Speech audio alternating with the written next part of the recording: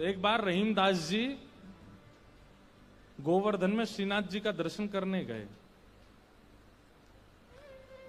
एक तो गोवर्धन में श्रीनाथ जी का दर्शन करने गए।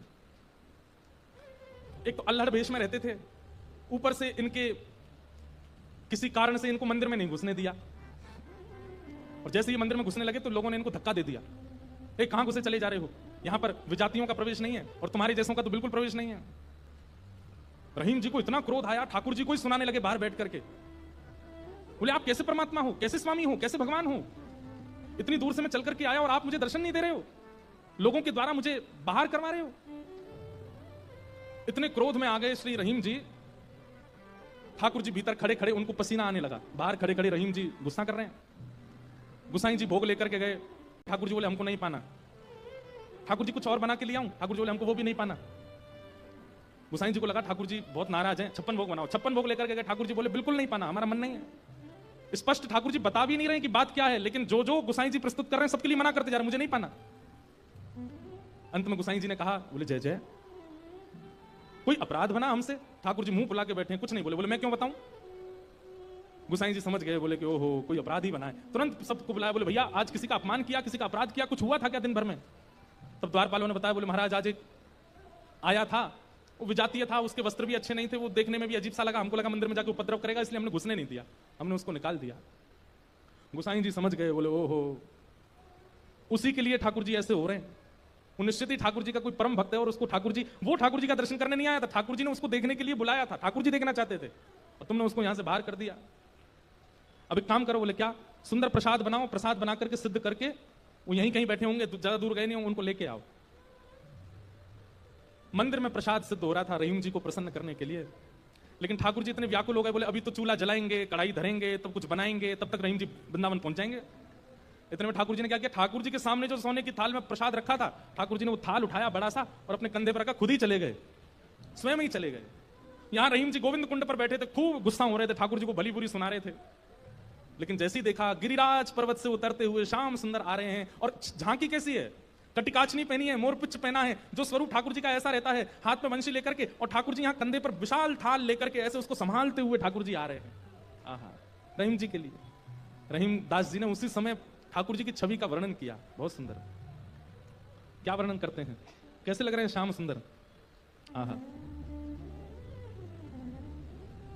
काछे काछिनी कलित मुरली कर, पीत पिछोरी साल की, बंक तिलक के सर को कीन्हो, दुति मानो विदुबाल की, ओ छवि आवन मोहन लाल की, छवि आवन मोहन लाल की, छवि आवन मोहन लाल की, छवि आवन मोहन लाल की।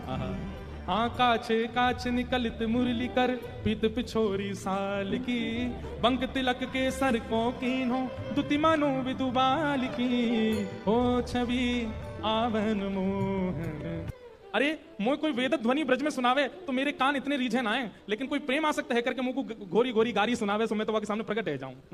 वाह, हो छवि आवन मोहन लाल की, छवि आवन मोहन।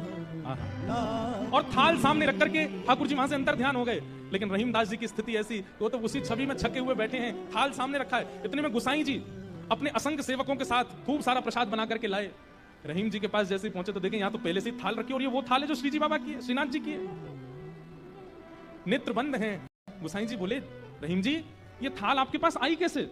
आहा, बिसरत नाही सखी मोमन सो, चितवन बैन विशाल की। बैन मतलब, बैन कहीं कहीं ये अधर का जो अंतिम छोर होता है इसको बैन कहते हैं।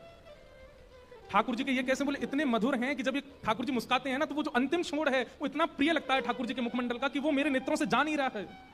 विसरत नाही सखी मोमन सो, चितवन बैन विशाल की, नीकी हसन अधर सधरन छवि, छवि सुमन गुलाब की, ओ छवि आवन मोहन लाल की, छवि आवन लाल की। और जल सो डार दियो पुतरिन पे डोलन मुक्ता माल की, जल सो डार दियो पुतरिन पे डोलन मुक्ता माल।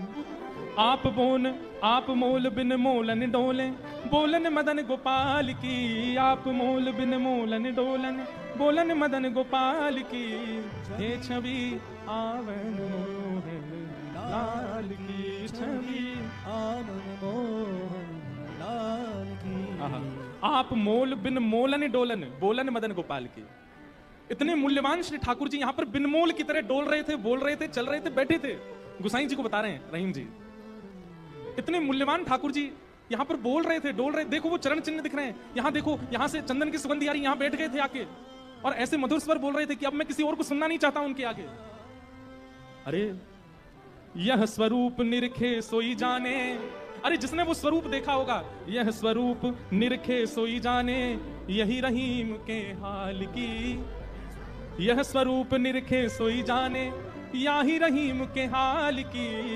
ओ छवि आवन मोहन लाल की, छवि आवन मोहन लाल की। वहां रहीम जी के नेत्र सजल हैं और यहाँ गुसाई जी के सुनते सुनते नेत्र सजल हो गए। वाह ठाकुर जी, आपकी लीला। यहां हम इतनी सामग्री सिद्ध कर रहे थे रसोई में, लेकिन आपसे इतनी प्रतीक्षा भी नहीं हुई। आप अपनी थाल लेकर के आ गए और ऐसी लीला करके गए रहीमदास जी के पास आकर के। ऐसे हमारे ठाकुर जी।